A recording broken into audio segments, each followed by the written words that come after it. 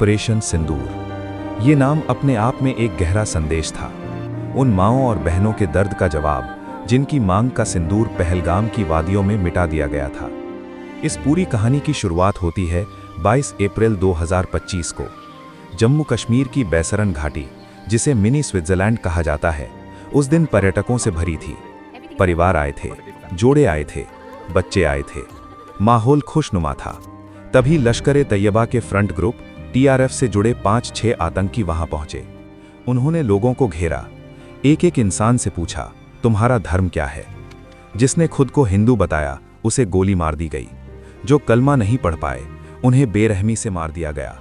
सिर्फ धर्म पूछकर, सिर्फ धर्म के आधार पर 26 बेगुनाह पुरुषों की जान ले ली गई। ये पाकिस्तान प्रायोजित आतंकवाद का कोई पहला चेहरा नहीं था। 2001 का संसद हमला, 2008 का 26/11 मुंबई हमला, पठानकोट, उरी, पुलवामा।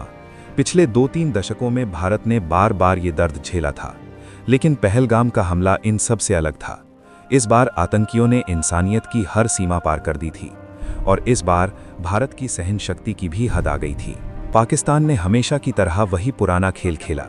कभी आतंकियों को फ्रीडम फाइटर बताया, कभी भारत पर ही आरोप लगाए। लेकिन इस बार भारत सरकार ने सिर्फ बयानबाजी से आगे बढ़कर ठोस कदम उठाने का फैसला किया। सबसे पहले कूटनीतिक मोर्चे पर वे फैसले लिए गए जो पहले कभी नहीं हुए थे। भारत ने सिंधु जल संधि को निलंबित कर दिया, वही संधि जिस पर पाकिस्तान की करीब 80% सिंचाई योग्य जमीन निर्भर है। इसका मतलब ये था कि भारत अब इन नदियों का पानी रोक सकता था या बिना किसी चेतावनी के एक साथ छोड़ सकता था, जिससे पाकिस्तान को कभी सूखे और कभी बाढ़ का सामना करना पड़ सकता था। अटारी चेक पोस्ट बंद की गई, SVES वीज़ा रद्द किए गए, Pakistani social media accounts, cricketer और मीडिया हाउस भारत में बैन कर दिए गए। OTT प्लेटफॉर्म्स से सभी पाकिस्तानी फिल्में, शोज और गाने हटाने के आदेश दिए गए। ये सिर्फ शुरुआत थी। एक तरफ जहां पाकिस्तान को अंतर्राष्ट्रीय स्तर पर अलग थलग करने के लिए कूटनीतिक कदम उठाए जा रहे थे, वहीं दूसरी तरफ आतंकियों के खिलाफ सैन्य ऑपरेशन की तैयारी तेजी से चल रही थी। प्रधानमंत्री नरेंद्र मोदी पहले ही बिहार की एक जनसभा में साफ शब्दों में कह चुके थे कि इस हमले में शामिल आतंकियों और इसकी प्लानिंग करने वालों को उनकी कल्पना से भी कहीं बड़ी सजा दी जाएगी। 19 अप्रैल को दिल्ली में एक हाई लेवल मीटिंग हुई।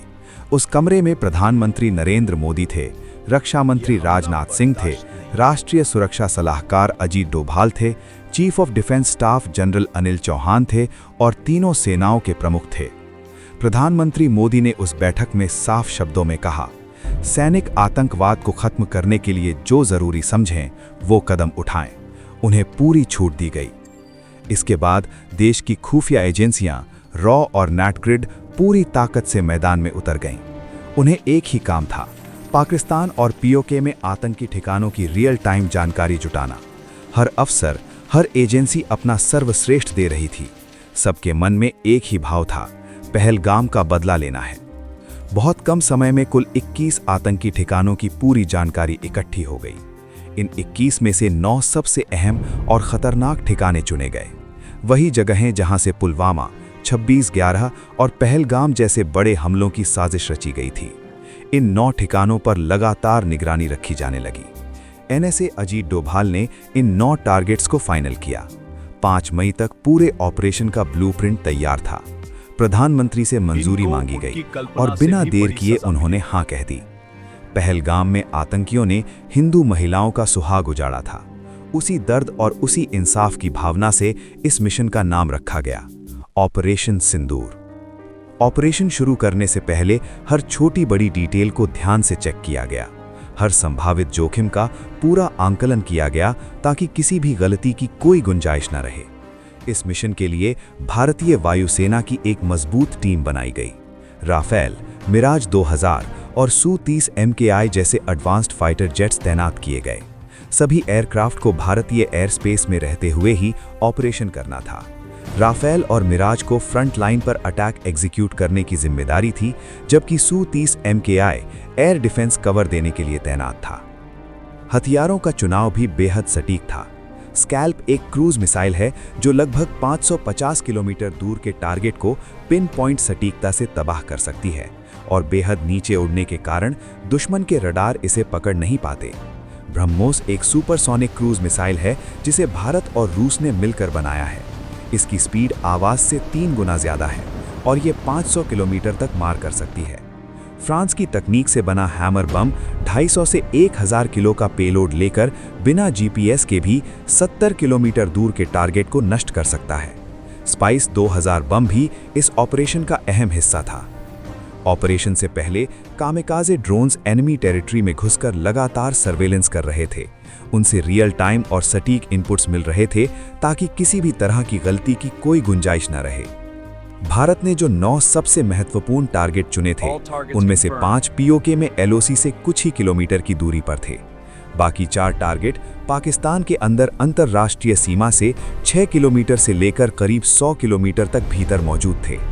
भारतीय वायुसेना के साथ साथ भारतीय थल सेना और नौसेना को भी स्टैंड बाय पर रखा गया था, ताकि ऑपरेशन के बाद अगर जमीन या समुद्र पर कोई टकराव होता है तो तुरंत जवाब दिया जा सके। 6 और 7 मई की दरमियानी रात को राफेल, सुखोई 30 MKI और मिराज फाइटर जेट्स मिसाइलों और बमों से लैस होकर भारतीय सीमा के अंदर ही अपने अपने टारगेट से सुरक्षित दूरी पर पोजीशन ले चुके थे। रात का अंधेरा फैला हुआ था, चारों तरफ पूरी खामोशी थी। पीओके और पाकिस्तान में बैठे आतंकवादी जो कुछ दिन पहले भारत के मासूम लोगों की जान ले चुके थे, बेखबर होकर सो रहे थे। उन्हें बिल्कुल भी अंदाजा नहीं था कि ये रात उनके लिए आखिरी साबित होने वाली थी। रात के 1 बजे के बाद जब चारों तरफ पूरी तरह सन्नाटा था, उसी वक्त भारत की तरफ से पहला हमला शुरू हुआ। सबसे पहले निशाना बना पीओके की राजधानी मुजफ्फराबाद में लश्कर-ए-तैयबा का सवाई नाला ट्रेनिंग कैंप, वही जगह जहां से ट्रेनिंग लेकर आए आतंकियों ने 2024 में सोनमर्ग, गुलमर्ग और 22 अप्रैल 2025 को पहलगाम में भारत के निर्दोष लोगों की जान ली थी। जैसे ही सर्विलेंस ड्रोन से ग्रीन सिग्नल मिला, भारतीय फाइटर जेट्स ने मिसाइलें और बम दागने शुरू किए। कुछ ही सेकंड में सवाई नाला कैंप की इमारतें आग के गोलों में बदल रहीं। तेज धमाकों की आवाज़ें चारों तरफ गूंज उठीं और आसमान काले धुएं से भर गया। कई आतंकी वहीं मारे गए और जो बचने की कोशिश कर रहे थे वे गिरती इमारतों के मलबे में दब गए। अगला टारगेट था मुजफ्फराबाद में ही एलओसी से करीब 15 किलोमीटर दूर जैश-ए-मोहम्मद का सैयदुना बिलाल कैंप, जहां नए रिक्रूट्स को हथियार चलाना, विस्फोटक बनाना और फिदाइन हमलों की ट्रेनिंग दी जाती थी। तीसरा टारगेट था पीओके के कोटली इलाके में लश्कर-ए-तैयबा का गुलपुर कैंप। इसी कैंप से ट्रेनिंग लेकर आए आतंकियों ने अप्रैल 2023 और जून 2024 में पुंछ में तीर्थयात्रियों से भरी बसों पर हमले किए थे। सैयदुना बिलाल कैंप और गुलपुर कैंप पर मिसाइलों और बमों की लगातार बारिश होने लगी। इस पूरे दौरान प्रधानमंत्री नरेंद्र मोदी लगातार एनएसए अजीत डोभाल के संपर्क में थे और ऑपरेशन की हर अपडेट ले रहे थे। इसके बाद उसी इलाके में लश्कर-ए-तैयबा का बरनाला कैंप और कोटली में जैश-ए-मोहम्मद का अब्बास कैंप भी तबाह कर दिया गया। बरनाला कैंप में लश्कर अपने आतंकियों को हथियार चलाना, फर्जी आईडी बनाना और जंगल में सर्वाइव करने की ट्रेनिंग देता था। अब्बास कैंप, जिसकी क्षमता करीब 15 आतंकियों की थी, वो जैश-ए-मोहम्मद के फिदाइन तैयार करता था। जैसे ही फाइनल क्लियरेंस मिली, एक के बाद एक कई मिसाइलें आसमान से गिरीं और दोनों आतंकी ठिकाने पूरी तरह तबाह हो गए। भारतीय फाइटर जेट्स अब भारतीय एयर स्पेस में रहते हुए पाकिस्तान के अंदर भी निशाने साध रहे थे। ऑपरेशन पूरी प्लानिंग, स्पीड और सटीकता के साथ अपने अगले फेज की ओर बढ़ चुका था।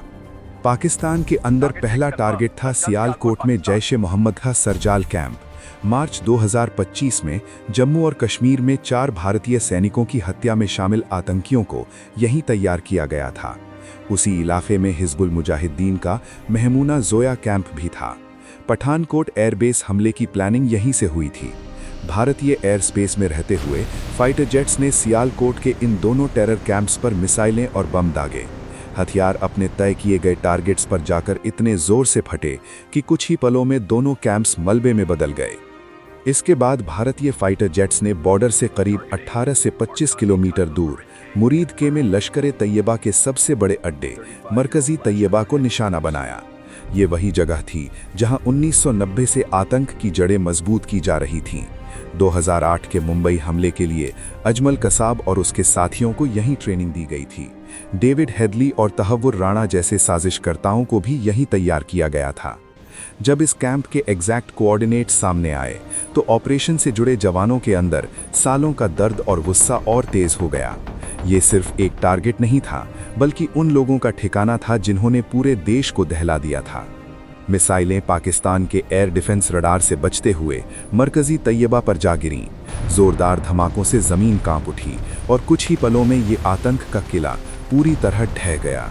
इन हमलों के साथ भारत पाकिस्तान में चल रहे 8 बड़े आतंकी ठिकानों को खत्म कर चुका था, लेकिन अभी एक सबसे बड़ा और खतरनाक अड्डा बाकी था। बॉर्डर से करीब 100 किलोमीटर दूर पाकिस्तान के पंजाब प्रांत में बहावलपुर में स्थित था मरकज सुभान अल्लाह, जैश-ए मोहम्मद का हेडक्वार्टर। यही वो जगह थी जहां जैश का चीफ मसूद अजहर पैदा हुआ था और जहां से उसने अपने आतंकी संगठन की नींव रखी थी। 2001 का संसद हमला, पठानकोट एयरबेस अटैक, 2019 का पुलवामा हमला, सब कुछ यहीं से प्लान किया गया था। उन तमाम बेगुनाह लोगों को सच्ची श्रद्धांजलि देने के लिए भारत ने टेरर हब पर ब्रह्मोस मिसाइल दागी। कुछ ही मिनटों में जैश के हेडक्वार्टर की इमारतें पूरी तरह तबाह हो गईं। इस हमले में मसूद अजहर के कई रिश्तेदार और जैश के टॉप कमांडर मारे गए, जिनमें उसका भाई और IC-814 हाईजैकिंग का मास्टरमाइंड अब्दुल रऊफ अजहर, उसके 2 साले मोहम्मद यूसुफ अजहर और हाफिज मोहम्मद जमील भी शामिल थे। लश्कर तैयबा के 2 बड़े कमांडर खालिद और मुदस्सर खाड़ियान खास भी इस हमले में ढेर हो गए। रात 1:05 पर शुरू हुआ ये ऑपरेशन सिर्फ 25 मिनट में खत्म हो गया। 9 बड़े आतंकी ठिकाने पूरी तरह नष्ट, 100 से ज्यादा आतंकवादी ढेर। इस ऑपरेशन का असर इतना गहरा था कि मसूद अजहर पूरी तरह टूट गया। उसके 10 रिश्तेदार और 4 करीबी लोग मारे गए थे। हालात ऐसे हो गए कि उसने ये तक कह दिया कि काश वो भी उनके साथ मारा गया होता। इस पूरे घटनाक्रम में एक खास बात ये रही कि भारत के ऑपरेशन से करीब 3 घंटे पहले पाकिस्तानी वायुसेना ने सोशल मीडिया प्लेटफॉर्म एक्स पर भारत का मजाक उड़ाते हुए एक पोस्ट डाली थी। उसमें लिखा था, शांति से सो जाओ क्योंकि PAF जाग रही है।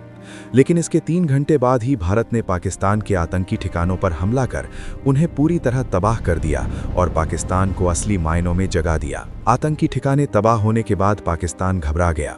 उसने रात के अंधेरे में ड्रोन और मिसाइलें खींचकर जम्मू कश्मीर, पंजाब और गुजरात के करीब 15 शहरों में भारतीय सैन्य ठिकानों, नागरिक इलाकों और धार्मिक स्थलों पर हमले की कोशिश की।